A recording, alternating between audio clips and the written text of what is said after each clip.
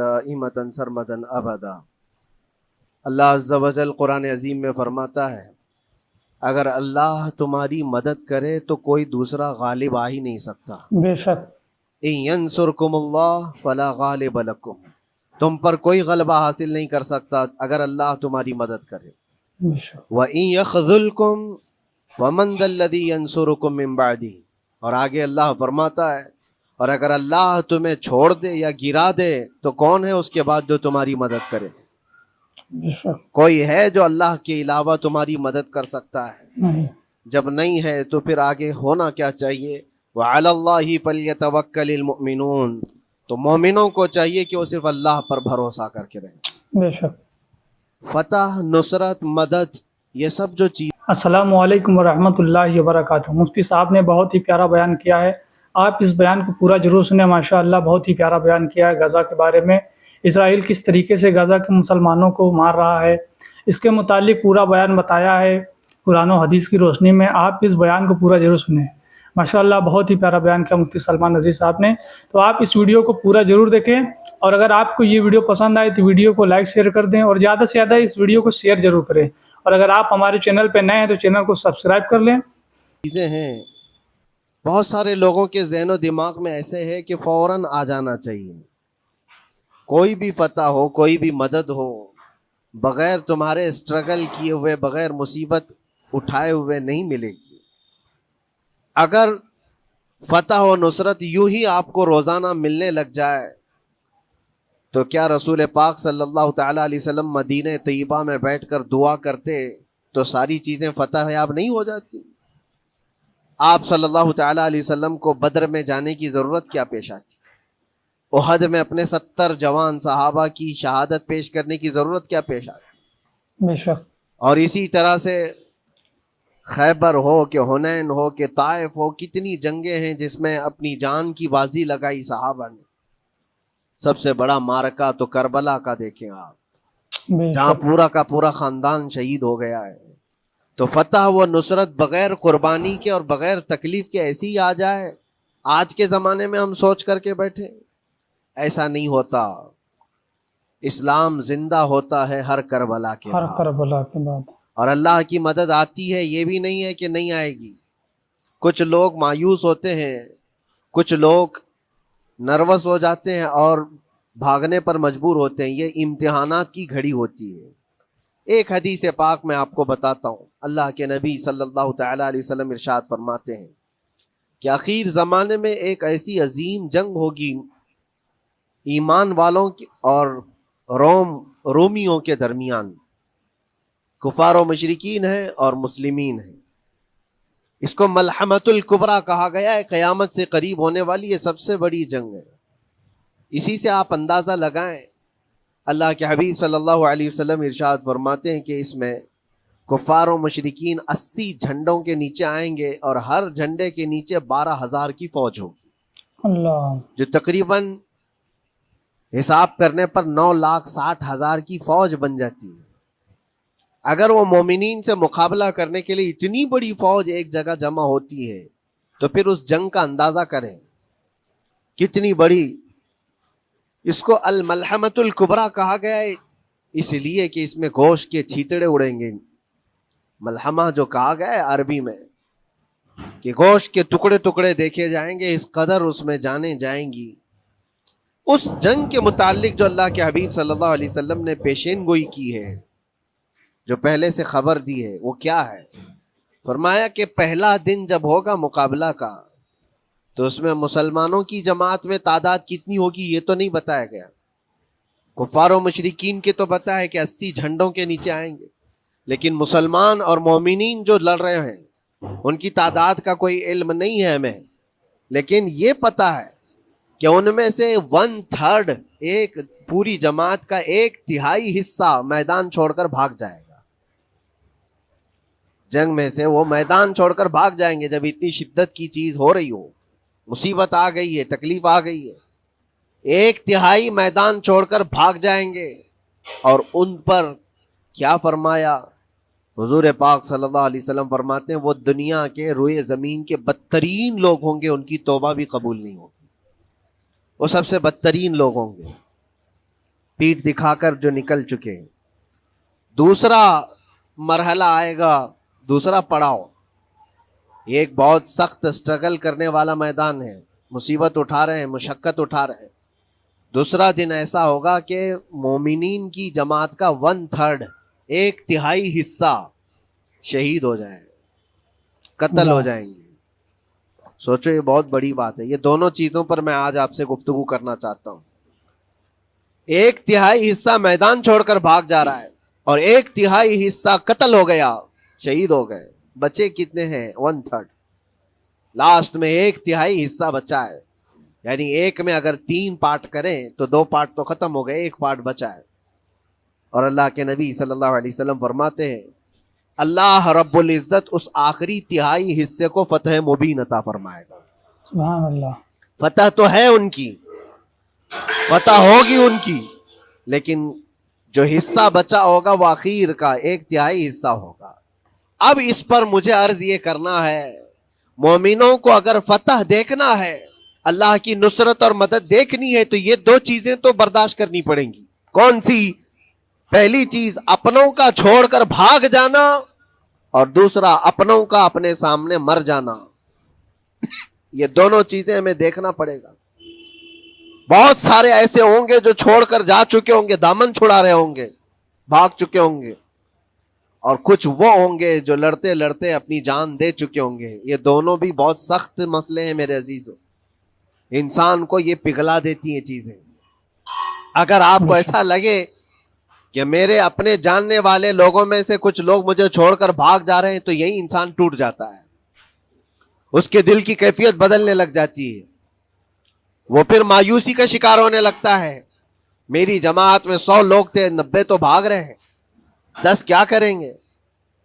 اس کا اندر سے جو عزم تھا, حوصلہ تھا, وہ ڈاواں ڈول ہونے لگ جاتا ہے. اپنوں کا چھوڑنا یہ بہت بڑی آزمائش ہوتی ہے. وہ کسی بھی میدان میں آپ دیکھ لیں, کسی بھی میدان میں اپنے لوگ اگر چھوڑ دیتے ہیں تو یہ اس کے لیے آزمائش ہے بہت بڑی. اور دوسری آزمائش تو یہ ہے, بچے آدھے تھے, اس میں سے تو آدھے انتقال کر گئے. کبھی میرا عزیز دوست, کبھی میرا عزیز مشورہ دینے والا مشیر, کبھی بہت زیادہ مجھے سپورٹ کرنے والا, ایسے لوگ جب انتقال کرنے لگ جائیں تب پھر آدمی پھر ٹوٹ جاتا ہے. کچھ تو بھاگ گئے اور کچھ تو قتل ہو گئے. میں کیا کروں گا میرے عزیزوں؟ جو اخیر میں بچنے والے لوگ جو ہوتے ہیں نا, وہ معمولی نہیں ہیں. وہ اللہ کی ذات پر سب سے زیادہ توکل کرنے والے لوگ ہیں. ان کو کوئی چیز ہٹا نہیں سکتی. اپنوں کی بے وفائی بھی ان کے قدموں میں لرزہ نہیں لاتی, اور اپنوں کا انتقال ہو جانا بھی ان کے حوصلوں کو نہیں توڑتا. تبھی جا کر کے اللہ تعالیٰ انہیں فتح مبین عطا فرماتا ہے. اور یہ چیز ملحمت الکبریٰ میں دیکھی جانے والی تھی, دیکھی جانے والی تھی, جو قیامت کے قریب ہونے والی جنگ ہے. لیکن میرے عزیزوں, آج ہم نے اپنی آنکھوں سے یہ مشاہدہ کیا ہے غزہ کی سرزمین پر, فلسطین میں 15 مہینے کے بعد آج صہیونی حکومتیں اور یہودی غاصب حکومتیں صلح کرنے پر اور ایگریمنٹ کرنے پر مجبور ہو گئی. دنیا ان کے منہ پر تھوک رہی ہے, تم 50,000 سے زیادہ لوگوں کو قتل کر کے صرف 200 لوگوں کو چھڑانے کے لیے آج بھی فتح کا جشن منا نہیں پا رہے ہو, بلکہ پھر جھک کر کے ان کے ساتھ معاہدہ ایگریمنٹ کرنے پر مجبور ہو. یہ فتح ان بچوں کی نہیں ہے تو اور کیا ہے, ان مظلوموں کی نہیں ہے تو اور کیا ہے, جن کے پاس کھانے کو روٹی نہیں ہے اور پہننے کو کپڑے تک نہیں رہ گئے, ان کے علاج معالجے کے لیے دوائیاں نہیں رہ گئی, لیکن عزم اور حوصلہ ایسا ہے کہ اللہ ابھی ہمارے ساتھ. میرے عزیزوں, ان کے توکل اور ان کے عزم کے متعلق یہ صرف اور صرف اخبار کی باتیں نہیں ہیں, سوشل میڈیا کی باتیں نہیں ہیں. مخبر صادق رسول کریم صلی اللہ علیہ وسلم نے 1400 سال پہلے ہی بشارت دی تھی. اللہ کے نبی صلی اللہ علیہ وسلم فرماتے ہیں کہ دمشق کے ابواب یا پھر بیت المقدس کے آس پاس رہنے والوں میں ایک جماعت ہمیشہ قیامت تک ایسی رہے گی جو حق کے لیے لڑتی رہے گی.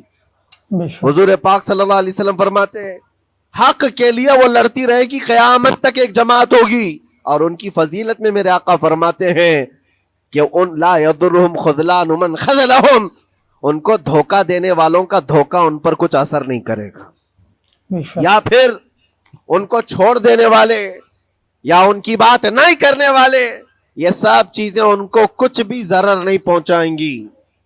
میں اس سے قبل اسی مسجد میں آپ کے پاس اس حدیث کو دہرا چکا ہوں، بیان کر چکا ہوں. اللہ کے نبی صلی اللہ علیہ وسلم فرماتے ہیں ان کو کوئی چیز نقصان نہیں پہنچائے گی. دھوکہ دینے والوں کی دھوکہ دڑی ان کا کچھ نقصان نہیں پہنچائے گی. آپ ہو سکتا ہے سوال کریں، عمارتیں ٹوٹ کر راکھ میں بدل گئی، ہزاروں بچے قبروں میں سو گئے، کتنی عورتیں بیوہ ہو گئیں، کتنوں کے گھر اجاڑے گئے، کتنوں کے ہاتھ پیر توڑے گئے ہیں. بمباری میں وہاں پر کون صحیح سلامت رہا؟ 2 لاکھ کے قریب لوگ متاثر ہوئے، اور مولانا آپ کہتے ہیں حضور نے فرمایا حدیث میں ان کو کچھ نقصان نہیں ہوگا. یہ نقصان نہیں ہے تو اور کیا ہے؟ ہو سکتا ہے آپ کے ذہن میں یہ سوال گردش کر رہا ہو، آپ بار بار یہ سوچ رہے ہوں گے اللہ کے نبی نے فرمایا ان کو کوئی چیز نقصان نہیں دے گی، دھوکہ دینے والوں کی دھوکہ دڑی سے ان کا کچھ بگڑے گا نہیں. اتنا تو بگڑ چکا، پورا راکھ میں بدل گئے، علاج کرانے کے لیے دوائی تک نہیں ہے، تو پھر کیا؟ اللہ کے نبی نے کیا فرمایا کہ ان کو نقصان نہیں پہنچے گا، ان کو ضرر نہیں ہوگا. پھر یہ ساری تکلیفیں اور یہ ضرر کیا ہے؟ میں بتاتا ہوں میرے عزیزوں، جسم کا نقصان، جان کا نقصان، مال کا نقصان، جائیداد کا نقصان، یہ اللہ کے نبی نے نہیں فرمایا. یہ نقصانات مومن کے لیے کوئی معنی نہیں رکھتے. اگر ایمان سلامت ہے تو پوری کائنات سلامت ہے، اور یہ اللہ تبارک و تعالیٰ نے آج تک ان کے ساتھ رکھا ہے. ان کا ایمان محفوظ ہے، ایمان موجود ہے، جس کی وجہ سے یہ سارے نقصانات کچھ معنی نہیں رکھتے. اس لیے کہ یہ تکلیفیں، یہ جو ساری مصیبتیں آئی ہیں، اس پر تو اللہ تعالیٰ نے اجر عظیم کا وعدہ فرمایا ہے، اجر عظیم کا وعدہ فرمایا ہے. ہاں اگر ایمان ہی چلا جاتا تو پھر کون سی جنت ملتی، کون سی خوشبو جنت پاتے؟ کچھ نہیں ہوتا. ایمان سلامت ہے، جس کی وجہ سے انہیں دنیا میں بھی اللہ سرخروئی عطا فرمائے گا. ایک بھی جگہ سے کہیں ان نہتے مسلمانوں کو جو غریب مظلوم ہیں اور ٹوٹے پوٹے ہاتھوں اور ٹکڑے پہنے ہوئے بچے ہیں، ان کو کوئی یہ نہیں کہتا کہ یہ ظالموں کے لوگ ہیں، بلکہ ہر کوئی یہ کہتا ہے ایک ظالم کے خلاف جس کے پاس دنیا کے سارے آئٹم پاور ہیں، لیکن یہ نہتے بچے کھڑے ہیں، دعائیں بھی ان کے ساتھ ہیں اور رحمت الہی بھی ان کے ساتھ ہے. سلام ہے ان غزہ کے مظلومین کو. اور وہاں تو بچے، مرد تو مرد، عورتیں. آپ نے سنا ہوگا ان جوان لڑکیوں کا، میں نے دیکھا تھا، وہ کہہ رہی تھی کہ ہم رات کو برقع پہن کر کے اور رات کو ہم حجاب پہن کر کے سو جاتی ہیں، اس لیے کہ بمباری میں جب گھر تباہ ہو جاتے ہیں، صبح لوگ لاشیں اٹھانے آتے ہیں تو کہیں ہم بے پردہ لاشوں میں نہ مل جائیں. اللہ سلام ان بہنوں کو. آج وہ عورتیں سبق لیں ان سے جن کو اللہ نے ہر طرح کی نعمتیں دی ہے. تمہارے گھر میں جائیداد بے پناہ ہے، مال و دولت بے پناہ ہے، کپڑے روز بدلنے کے لیے تمہارے پاس ہیں، سب رکھ کر کے تم عورتوں کو آج ہم بازاروں میں جو بے پردہ دیکھتے ہیں، یہ شادی محلات میں ہر جگہ جو عورتوں کی بے حیائی اور بے پردگی دیکھ کر پھر میں سوچتا ہوں سلام ان بہنوں کو جو موت کی رات بھی حجاب ہٹانا نہیں چاہتی، اس لیے کہ دنیا سے جائیں تو اللہ کی بارگاہ میں حجاب کے ساتھ جائیں. یہ ایمان ہو تو پھر اللہ تبارک و تعالیٰ کی مدد بھی آتی ہے، نصرت الہی آتی ہے. مجھے بتاؤ میرے عزیزو، 50,000 کا خون کر دینے والا وہ ظالم اور غاصب اسرائیل، وہ اپنے 200 قیدیوں کو چھوڑا کیوں نہیں سکا؟ وہ حاصل کیوں نہیں کر سکا 200 لوگوں کو؟ بلکہ ان میں سے 5 لوگوں کو کیوں نہیں حاصل کر سکا؟ 50,000 کو قتل کر ڈالا، اور وہ بھی سیویلینز کو، شہریوں کو جن سے تمہارا مقابلہ ہے، ان کی موت کی تو کوئی خبر ہی نہیں آتی. جو تم سے برسر پیکار ہیں، جو لڑ رہے ہیں، ان کے موت کی خبر نہیں آتی. بچوں کی موت، عورتوں کی موت، ہاسپٹل میں موت، یہ سارا جو ناچ دیکھا گیا ہے 15 مہینے سے ہم دیکھتے آئے. لیکن افسوس اس بات کا ہے میرے عزیزو، اللہ کا عذاب ان ظالم بادشاہوں پر بھی آئے گا جو ان کی موتوں پر دیکھ کر تماشے کر رہے ہیں. وہ اپنی عیاشیوں میں مصروف ہیں، وہ اپنے عیش قدوں میں شراب نوشی اور کباب خوری پر مصروف ہیں، اور ان بچوں کی تڑپتی ہوئی لاشوں پر وہ اپنی کرسیاں سجائے بیٹھے ہیں. وہ عرب کے ظالم بادشاہ کہاں ہیں جن کے گھروں میں سونے کے ٹوائلٹ بنائے گئے ہوں، جو سونے کی کرسی پر بیٹھ کر کے حکومت اور تخت بچھاتے ہوں؟ میرے عزیزو، ان کی بھی پکڑ آنے والی ہے، آپ انتظار کرو. کیونکہ اللہ تعالیٰ قرآن میں فرماتا ہے وَسَيَعْلَمُ الَّذِينَ ظَلَمُوا أَيَّ مُنْقَلَبٍ يَنْقَلِبُونَ، ان قریب ظلم کرنے والے یہ پہچان لیں گے کہ اللہ ان کو کس پلٹی میں گرائے گا، وہ کس پلٹی میں، کس کھائی میں جا کر کے گریں گے۔ اندازہ کرو، ظالم صرف وہی نہیں ہے جو بمباری کرتا ہے اور قتل عام کرتا ہے، ظالم وہ بھی ہے جو تماشائی بن کر کے لوگوں کا سپورٹ کرتا ہے، ان لوگوں کو سراہتا ہے جو ظلم کر رہے ہیں۔ افسوس کا مقام ہے، وہ چیختے رہ گئے، چلاتے رہ گئے، اور پھر اخیر میں وہ بچوں نے پکار کر کے یہ بھی کہا ہمیں کسی جگہ سے مدد کی امید نہیں ہے، نہ ہمارے پڑوسی ملک سے، نہ کسی بہت بڑے مسلم بادشاہ سے، ہمیں امید ہے فتح کی اور مدد کی تو پروردگار عالم سے ہے۔ بے شک اور یقیناً سبحان اللہ۔ مومنوں کے لیے اللہ نے یہی فرمایا وَعَلَى اللَّهِ فَلْيَتَوَكَّلِ الْمُؤْمِنُونَ، اور مومنوں کو چاہیے کہ صرف اللہ ہی پر بھروسہ کریں۔ میں نے دیکھا ہے میرے عزیزو، یہ دنیا صرف اور صرف لالی پاپ پکڑا سکتی ہے تمہیں، ان کے ہاں مدد کی کوئی گنجائش نہیں ہے، یہ ہمارے ساتھ کھیلتے ہیں، ان کے دلوں کے اندر سے رحم غائب ہے، یہ بچوں کی تڑپتی ہوئی لاشوں کو دیکھ کر کوئی آواز تک نہیں اٹھاتا، جو آواز اٹھانے والا اس کو کیس کر کے بند کر ڈالیں گے۔ جو بھی اگر مظلوموں کے لیے آواز اٹھائے، ان کا پرچم لہرائے، تو کتنے تو یہاں پر FIR ہو گئے، بند کر دیے گئے۔ کیوں؟ مظلوموں کے لیے آواز اٹھانا کیا یہ ہمارا رائٹ نہیں ہے، ہمارا حق نہیں ہے؟ تم ظالموں کے لیے علل اعلان بات کر سکتے ہو، ہم مظلوموں کی بات بھی نہیں کر سکتے؟ کیسی بات ہے میرے عزیزو، ہم جس دنیا میں جی رہے، اسی لیے میں آپ سے کہتا ہوں اٹھو وہ گر نہ حشر نہ ہوگا پھر کبھی، دوڑو کہ زمانہ چھال اپنی چل گیا، قوت عشق سے ہر پست کو بالا کر دو، دہر میں نام محمد سے اجالا کر دو۔ بے شک سبحان اللہ۔ تمہارے پاس طاقت و قوت نام کی کوئی چیز ہے تو وہ ایمانی طاقت ہے، باقی کوئی چیز، کوئی طاقت و قوت تمہاری مدد نہیں کرے گی۔ وہ قوت ایمانی ہے جو بدر میں صحابہ کے ساتھ تھی، وہ قوت ایمانی ہے جو احد میں بھی صحابہ کے ساتھ تھی، وہ ایمانی طاقت و قوت کا جوش ہی ہے جو 4000 ہوتے تو 40,000 پہ بھاری ہوا کرتے تھے، وہ ایمانی طاقت و قوت ہی ہے جس پہ اللہ کی مدد اور نصرت آتی ہے۔ آج مومنو، آپ سب سے زیادہ اللہ پر توکل کرو، اللہ پر بھروسہ کرو۔ میں نے دیکھا ہے میرے اپنے معاملات میں، 8 مہینے تک میں اسٹرگل کرتا رہا، پل پل دیکھتا رہا، اور ایسی زمین پر مجھے لٹایا جاتا جہاں فرشی بھی نہیں ہے، پتھروں کی زمین پر لیٹ لیٹ کر کے ہماری کمر ٹوٹنے پر آتی۔ اس وقت لوگ یہ کہتے فلاں کی طرف سے مدد آ جائے گی، فلاں کی طرف سے مدد آ جائے گی، ہم نے یہ لائن بھی لگا دی ہے، یہ سورس بھی لگا دیا ہے، ہر طرف دیکھتا رہا، اخیر میں پھر یقین ہوا مدد کہیں سے نہیں، میرے پروردگار سے ہی آئے گی۔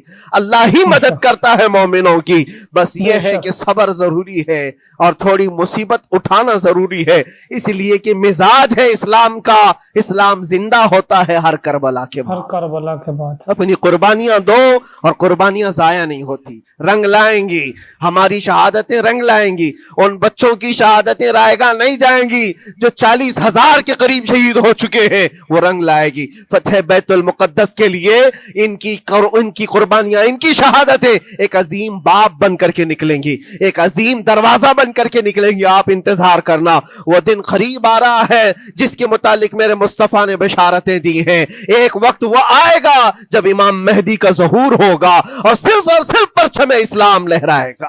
بے شک بے وہ شک دن آئے گا، یہ قربانیاں ضائع نہیں جائیں گی میرے عزیزوں۔ اور اللہ کریم نے قرآن میں یہ فرمایا، آپ لوگ ڈرتے ہوں گے مولانا پھر سے یہ ساری چیزیں بول رہے ہیں، ان کو برا لگے گا، ان کو برا لگے گا، بہتوں کو برا لگے گا، یہ میری بات نہیں، قرآن کہتا ہے وَلَوْ كَرِهَ الْكَافِرُونَ وَلَوْ كَرِهَ الْمُشْرِكُونَ۔ اللہ قرآن میں فرماتا ہے يُرِيدُونَ لِيُطْفِئُوا نُورَ اللَّهِ بِأَفْوَاهِهِمْ، لوگ تو چاہتے ہیں اللہ کے چراغ کو اپنے منہ کے پھونکوں سے بجھا دیں، اللہ کے چراغ کو اپنے منہ کے پھونکوں سے بجھا دیں۔ اللہ کا چراغ اسلام ہے، اللہ کا چراغ یہ قرآن ہے، اللہ کا چراغ رسول پاک کی ذات ہے، اور ظالم یہ چاہتے ہیں اپنے منہ کے پھونکوں سے اس چراغ کو بجھا دیں۔ اور قرآن کہتے ہیں واللہ متم نورہ، اللہ تعالیٰ اپنے نور کو، اپنے چراغ کو مکمل کر کے رہے گا اور پوری دنیا میں غالب آ کر رہے گا۔ آخر میں یہ جملہ اللہ نے فرمایا اگرچہ کافر یہ بات ناپسند کرتے ہوں، اگرچہ مشرک یہ بات ناپسند کرتے ہوں، میں نہیں کہہ رہا، اللہ کہہ رہا ہے یہ بات تو بری لگے گی ہی۔ ایسا کیوں بولتے ہیں؟ اس لیے کہ یہ ہونے والا ہے جو قرآن نے کہا۔ یاد رکھو زمین اوپر جا سکتی ہے، آسمان نیچے آ سکتا ہے، لیکن میرے رب کا فرمان کبھی ٹل نہیں سکتا۔ جو قرآن نے کہا ہے وہ ہو کر رہے گا، اور اسی پر ایمان ہم سب مومنوں کی شان صاحب نے بیان کیا، بہت ہم سب مومنوں کی شان ہے۔ بس آپ کے لیے ذمہ داری یہ ہے، آؤ ان برائیوں کی وادیوں سے جس میں پڑے ہوئے ہو، نوجوانوں سے میں گزارش کرتا ہوں تمہاری نمازوں کا حساب کر لو، تمہارے اپنے اعمال کا حساب کر لو، اللہ کی مدد کو پکارتے ہو تو یقیناً اپنے چہرے صاف تو کر لو، اپنے دلوں کو پاک تو کر لو، اپنے اعمال، اپنی پیشانیوں کو مسجدوں کے سجدوں سے سجا تو لو، پھر مانگنے میں تمہیں ایک مزہ بھی آئے، ایک لطف بھی آئے، رحمان کی بات